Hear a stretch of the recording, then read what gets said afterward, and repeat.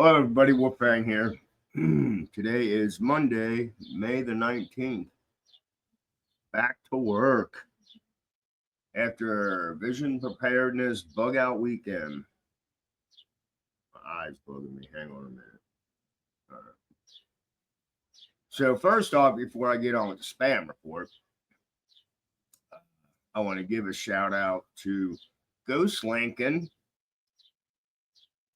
with his magical machine made this. Let's see. It says CB's Born to Build. That's freaking awesome. I love it.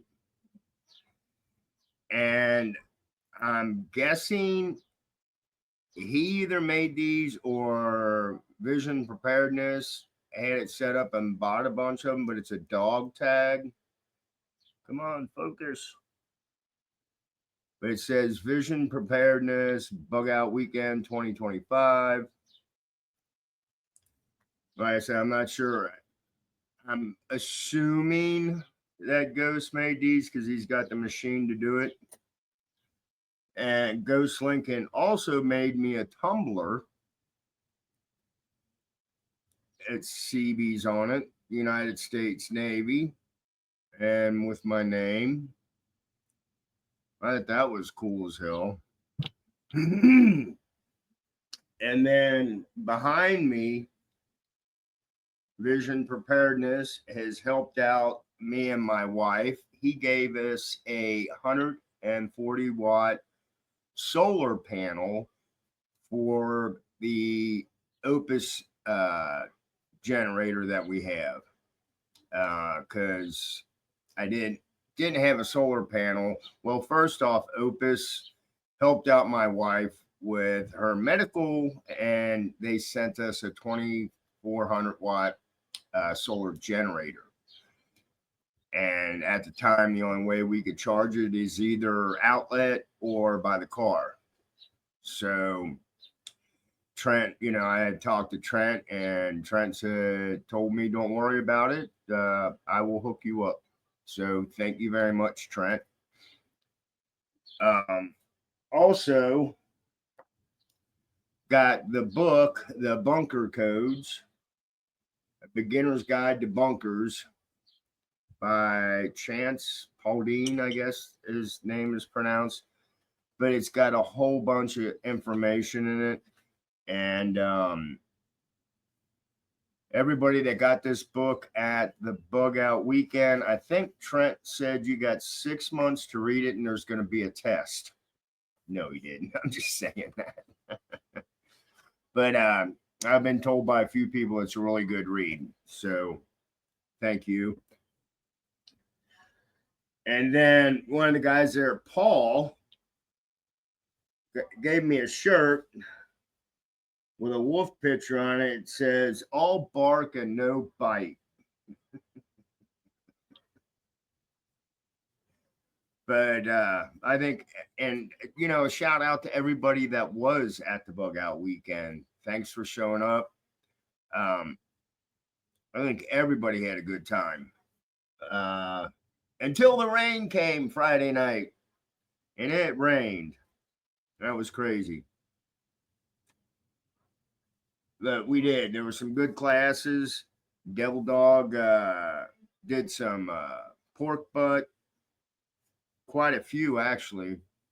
Fed everybody Saturday evening. That was some damn good eats.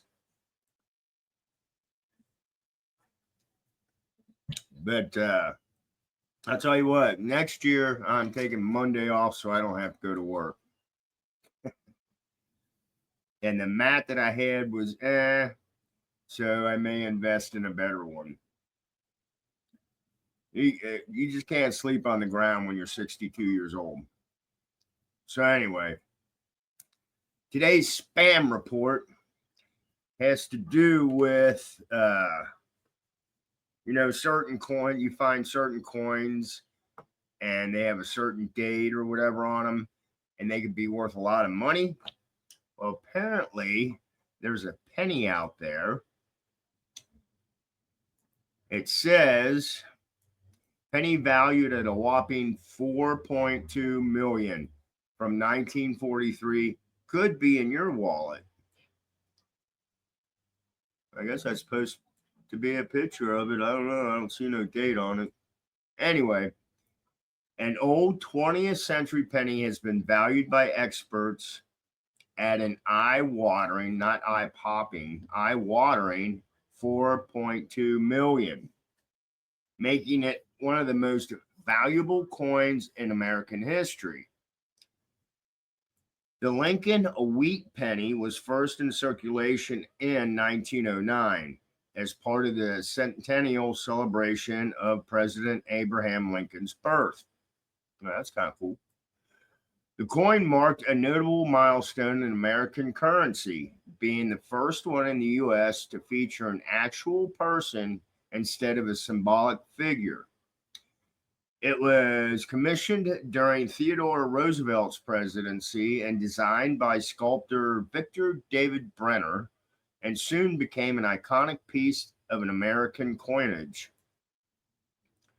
The unique design features two wheat stalks with the words 1 cent and the United States of America, hence its nickname, Wheat Penny.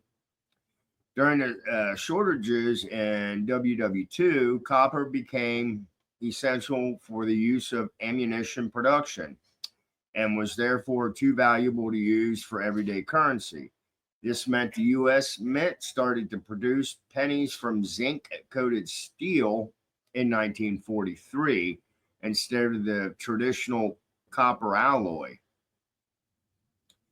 as it was made in a busy wartime production environment. A handful of the copper plancents, the metal discs that become coins, from 1942 made their way into the presses by mistake, which meant that a smaller number of 1943 pennies were cast in bronze rather than steel. It's these accidental bronze pennies from 1943 that are now some of the most valuable pieces in American numismatics. Experts believe that only 20 to 30 authentic examples exist across the three mints: Philadelphia, Denver, and San Francisco. And a 1943 D Denver mint bronze penny was valued at 4.2 million, while another example sold for the lesser but still incredibly large amount of 1.7 million in 2010. So somebody already had one. I bet people are sitting on them. How to identify $1 million wheat penny? If you believe you may have one of these precious pennies, firstly, check the date and color. If your Benny, if your penny has the date 1943 and appears copper colored rather than silvery, you could be onto a winner. That would be cool. I've seen wheat pennies back in the day. The next thing to do is try the magnet test. If the penny is made of steel, it'll stick to the magnet, while if it's made of bronze, it won't. Another way to determine the value of your penny is by weighing it. Bronze pennies weigh approximately 3.11 grams, while steel pennies weigh around 2.7 grams. Now, look for a mint mark, which is a small letter below the date that indicates where the coin was produced. If the coin was produced in either Denver, it'll be a D, San Francisco, it'll be an S. These are the rarest of the coins, while those made in Philadelphia have no mint mark. Well, and they don't taste like mint either, so don't lick them. Don't put your mouth on it. So there you go. If you've got a bunch of, if you save pennies, check them out. You might have something. Any of your wheat pennies, look through them. Hell, you never know. I know we got some. Check them out and see. You could be a winner. Winner, winner, chicken dinner. So anyway, that's my spam report on money. I hope somebody out there gets lucky. I wish I could. But anyway, oh, and the thumbnail picture that I'm going to put up is a lady showed up at the park at the bug out weekend and she had 2 wolves.